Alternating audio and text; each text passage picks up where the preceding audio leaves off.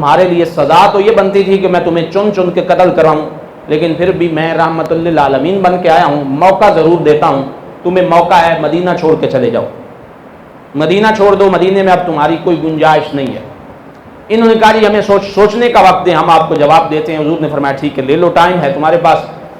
اب منافقین جو حضور کی بارگاہ میں منافق بھی تھے نا، مدینہ شریف میں، مکہ میں صرف کافر تھے، مدینے میں کافر بھی تھے اور منافق بھی تھے، حضور کو دونوں سے واسطہ تھا، مکہ میں صرف کافروں سے واسطہ تھا، مدینے میں منافقوں سے بھی واسطہ تھا۔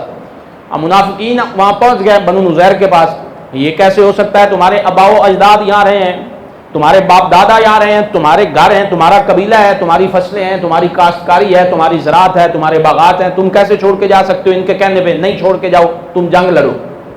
انہوں نے کہا، وہ منافق کہتے ہیں جنگ لڑو۔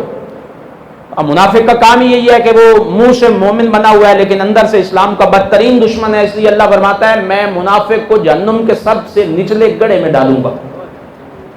کافر سے بھی نیچے منافق کی جگہ ہے جہنم میں، کیونکہ منافق خطرناک بڑا ہے، منہ سے آپ کا بھائی ہے لیکن اندر سے جڑیں آپ کی کاٹ رہا ہے، یہ خطرناک آدمی ہے۔ کافر کا پتہ ہے، دشمن کا پتہ ہے یہ دشمن ہے، بندہ اس سے محتاط رہتا ہے، لیکن منافق کا پتہ بھی نہیں چلتا کہ یہ دشمن ہے، وہ پیٹھ پہ چھرا گھونپتا ہے۔ اب انہوں نے انہیں جا کے اللہ شیری دی کہ تم جو ہے لڑنے کے لیے تیار ہو جاؤ، تم لڑو، ان سے جیت جاؤ گے، یہ ہے وہ ہے۔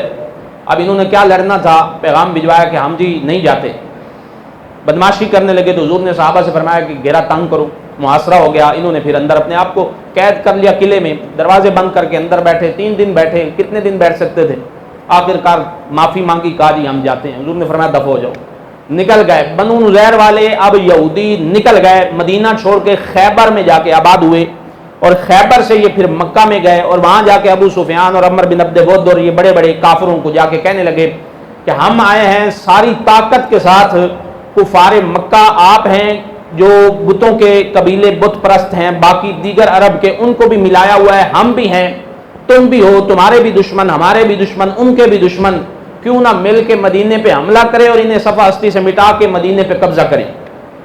وہ پہلے ہی تیار بیٹھے تھے، ان کو بدر کا دکھ ہی نہیں بھول رہا تھا، احد کا دکھ ہی نہیں بھول رہا تھا۔ اب یہ سارے تیاری کر کے مکہ شریف، کعبہ شریف، اللہ کے گھر کے ساتھ سینے لگا کے، پیٹ لگا کے وہاں اللہ کی بارگاہ میں دعا کر رہے ہیں۔ جاہل کتنا بڑا جاہل ہوتا ہے، سمجھ آ رہی ہے نا جی؟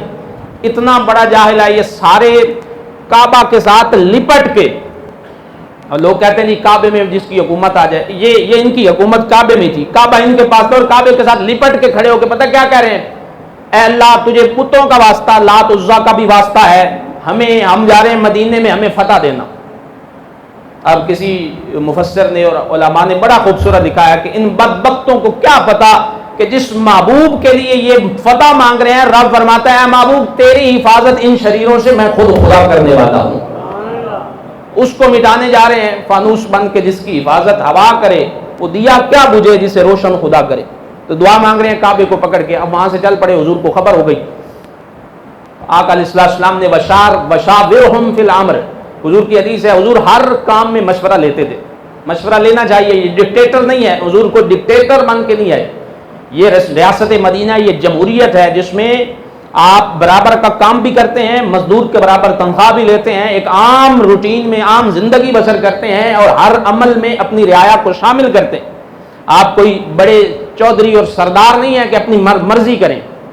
نام اس لیے نام نہیں لیا جاتا اسلام کا، اسلام چدراہٹ کا نام نہیں ہے، اسلام برابری کا نام ہے، اسلام مساوی حقوق کا نام ہے، اسلام میں غریب امیر کوئی نہیں، اسلام میں تقوی والے کا معیار ہے، تقوی والا عزت والا ہے، باقی سب برابر ہیں، باقی کسی کی کوئی چدراہٹ نہیں ہے۔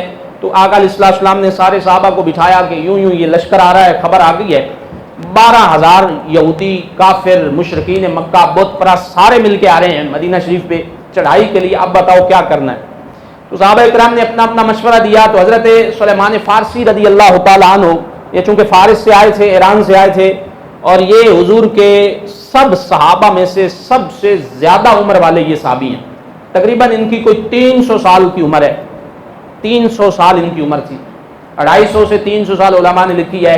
آپ ان کی تاریخ پڑھ لیں، آپ کو پتہ چل جائے گا کہ یہ پہلے بت، یہ آتش پرست تھے، جن کا باپ آتش قدر کا مالک تھا، آتش پرست، وہاں سے پھر یہ حضرت عیسیٰ علیہ السلام کی شریعت کے پیروکار ہوئے اور 3 راہبوں کی خدمت کرتے رہے. وہ پہلا مرا, دوسرے کے بعد دوسرا مرا, تیسرے کے بعد تیسرا مرا, پھر اس نے مدینہ شریف کی خبر دی, پھر یہ مدینے میں آئے. ان کی بڑی عمر لمبی تھی, 250 سے 300 سال تک انہوں نے عمر پائی ہے, چونکہ دور دراز سے آئے تھے. تو انہوں نے کہا حضور ایران میں, فارس میں نے دیکھا ہے کہ جب کوئی حملہ بہت زیادہ بڑا ہوتا تو وہ خندق کھودتے تھے. خندق کی کھدائی کا مشورہ حضرت سلیمان فارسی رضی اللہ تعالی عنہ نے دیا, حضور کو پسند بڑھایا. حضور نے فرمایا سلمان جو تو نے کہا ہے نا یہ کام کریں گے آپ, یہ اچھا ہے. مدینہ شریف کے پیچھے بھی پہاڑ ہے, ارد گرد دائیں اور بائیں بھی پہاڑ ہے, سامنے سے جگہ تھی جہاں سے کافر آ سکتا ہے مدینہ شریف میں. اب پیچھے والی جگہ پہ یہودیوں کا قبیلہ ہے بنو قریظہ, وہ ہے. حضور نے ان کی طرف پیغام بھیجا کہ پیچھے تمہاری ذمہ داری ہے, ارد گرد پہ صحابہ اکرام پہاڑوں پہ بیٹھیں گے اور سامنے بھی ہم خندق کی کھدائی کر دیتے ہیں, تو اس طرح ہم محفوظ رہیں گے. مشورہ ہو گیا. اب یہ وہ موسم تھا صحابہ اکرام پہ کہ گھروں میں کوئی غلہ زیادہ نہیں تھا, جو پیس کے مٹھی بھر گزارا ہو رہا تھا. اسلام کے شروع کے دن تھے, بڑی مشکل سے گزارا تھا. سردیوں کا سخت موسم ہے, گرم لباس بھی کسی کے پاس نہیں ہے. صحابہ اکرام نے خندق کی کھدائی کرنی ہے, اور خندق بھی ہماری زمین نہیں ہے, مکہ کی مدینہ شریف کی سنگلاخ پتھریلی زمین ہے, اور کوئی جدید آلات نہیں, مشینری نہیں ہے.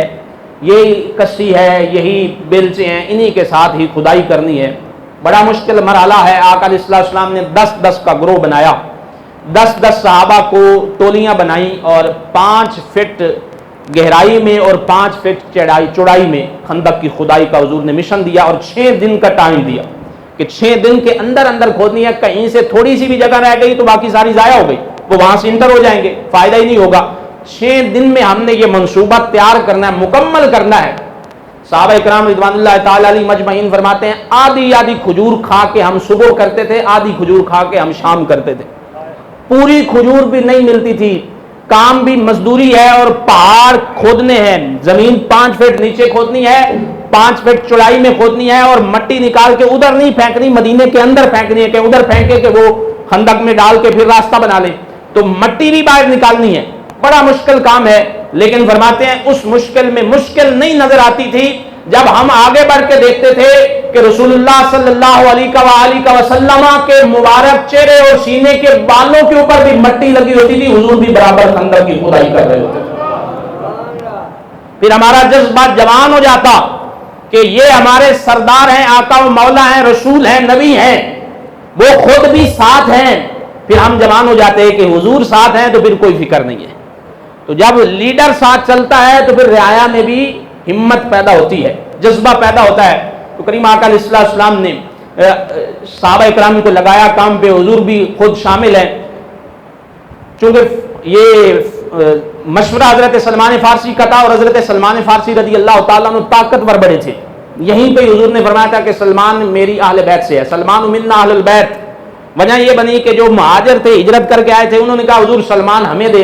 کام کے بڑے تھے, کام بڑا کرتے تھے, بڑی انہوں نے پیچھے خدمت کی, بڑی مشکلات دیکھی تھی, اور بڑا ان کا جسم بڑا کڑیل تھا, وہ کام بڑا کرتے تھے. اب مہاجر کہتے ہیں حضور یہ ہمارے گروہ میں شامل کریں, چونکہ یہ مہاجر ہیں, ہجرت کر کے ہیں, مدینے میں رہنے والے نہیں ہیں.